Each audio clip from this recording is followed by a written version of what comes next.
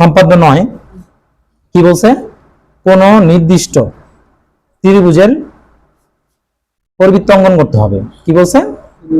হ্যাঁ, যখন দেখবা প্রশ্নের মধ্যে পরিবৃত্ত শব্দটা আছে তখন তোমরা মনে করবা এই জ্যামিতিটা আসছে। পরিবৃত্ত কি আমি তোমার একটা রাফ বুঝাই। যেমন একটা ত্রিভুজ, যেহেতু ফার্স্টে ত্রিভুজের কথা বলছে, পরিবৃত্ত আঁকতে বলছে। পরিবৃত্ত মানে এই ত্রিভুজটার বাহিরে একটা বৃত্ত হইব এমন ভাবে যেন এই তিনটা ত্রিভুজে যে তিনটা বিন্দু আছে, তিনটা বিন্দু যেন স্পর্শ করে। ক্লিয়ার বিষয়টা? আচ্ছা, আমরা তাহলে এখন এটা অঙ্কন করে বুঝাই। যেহেতু বলছে কোন নির্দিষ্ট ত্রিভুজ, তাহলে আমরা একটা যে কোনো ত্রিভুজে অঙ্কন করি আগে, যে কোনো মাপের। তোমার ইচ্ছা মতো চেষ্টা করো একটু সুন্দর করে আঁকার জন্য।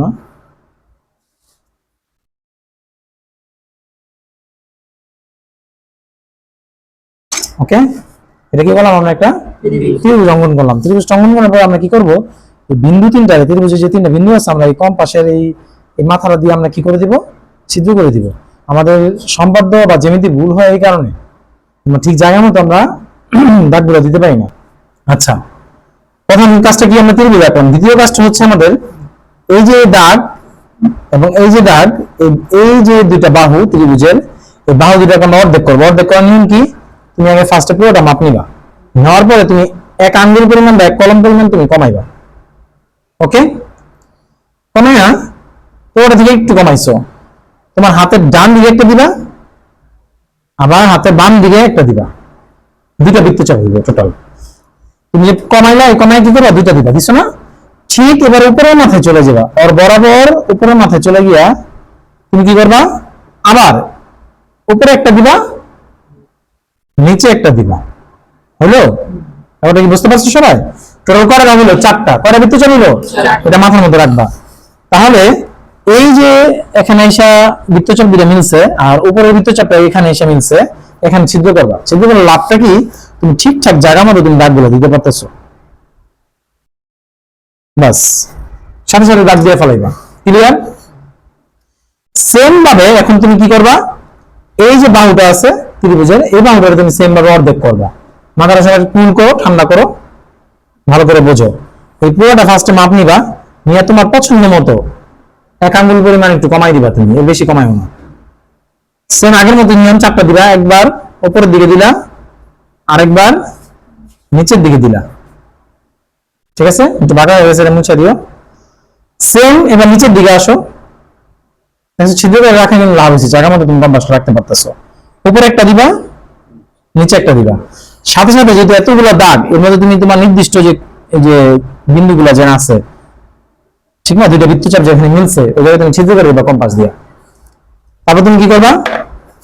আগের মতোই তুমি এই ছিদ্র দুইটা তুমি মিলাই দাও।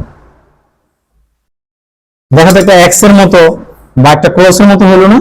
মনে কাছে যারা নতুন আসবে বা এখন দেখবে তাদের কাছে মনে হবে যে ভিজি ভিজি, কিন্তু তোমরা যারা প্রথম থেকে দেখতেছো তোমার কাছে কিন্তু ক্লিয়ার বিষয়টা। খুব সিম্পল। অর্ধেক করবো আমরা। দেখো এটা কিন্তু অর্ধেক হয়ে গেছে, এই দাগটা। আবার এই বাহুটা কিন্তু অর্ধেক হয়ে গেছে, বুঝছো না? আচ্ছা, এই যে এক্স এর মতো বা ক্রসের মতো যেটাই হোক, এটা কোন বিন্দুতে মিলছে? এই যে এখানটা না, ছিদ্র করবে একটা। ছিদ্র করে এখানে তুমি কম্পাসটা রাখবা।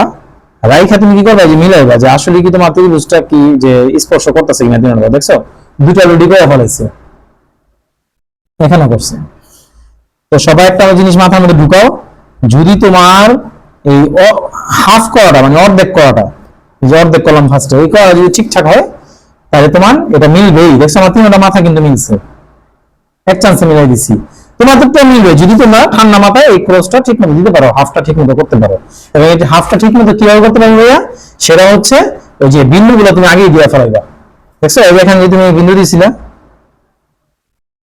দেখছো না, একটু পেন্সিল দিয়ে একটু বড় করে দিবা, তাহলে স্যারের চোখে পড়বে। নামগুলো তোমরা বই দেখে দেখে করবা, এবং বই দেখে লেখার পরে তোমরা কি করবে? এটা মুখস্থ করে ফেলবা। খুব সিম্পল ভাবে আমি একটু লেখাটা শিখিয়ে দিই। অনেকে বলে স্যার আমরা চিত্র আঁকতে পারি, লিখতে পারি না। এটা বোকামানি। চিত্র চেয়ে বেশি সহজ হলো লেখা। তুমি যেভাবে চিত্র আঁকছো তুমি সেভাবে লিখবা। ফার্স্টে কি লিখবা? বিশেষ নির্বাচন।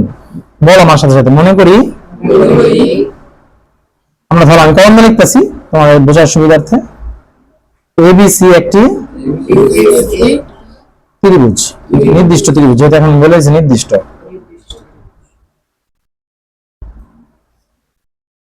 তোমাকে কি আঁকতে বলছে? পরিবৃত্ত অঙ্কন করতে বলছে। তাহলে কি পরিবৃত্ত অঙ্কন করা হলো? তুমি বলো না পরিবৃত্ত অঙ্কন করো, স্যারের কি বলা যাবে পরিবৃত্ত অঙ্কন করতে? অঙ্কন করা হলো, মানে তুমি করতেছো। এবার হচ্ছে কি অঙ্কন, সৌন্দর্য দেশে লেখার মনে করে আগে লিখবা, তারপর চিত্র রাখবা, অঙ্কনটা নিচে লিখবা, এটা হচ্ছে বেস্ট। দেখো কত easy. A B O AC বাহুকে সমদ্বিখণ্ডিত করি।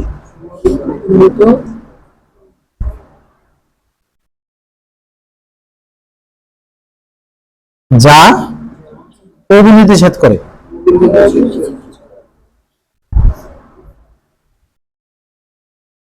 দেখো কেন বলছি চিত্র থেকে লেখা সহজ, তুমি চিত্রটা করতে গিয়ে কতগুলো কাজ করছো, তারপরে তোমার এটা সমদ্বিখণ্ডিত হয়েছে, আর তুমি এক লাইনে লেখা ফেলাতে পারছো, ঠিক না?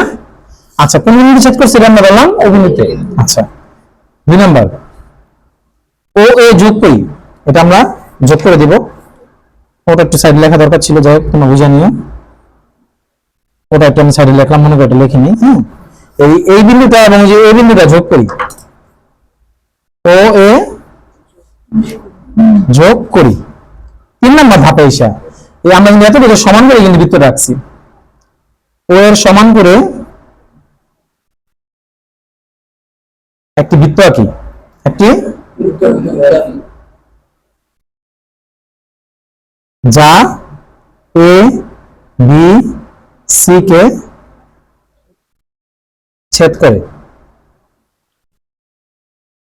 তো বলতে পারেন আমরা, সুতরাং শেষ কিন্তু এ বি সি মিলনে পরিবৃত্ত। সবাই বুঝতে পারছো জিনিসটা? Thank you.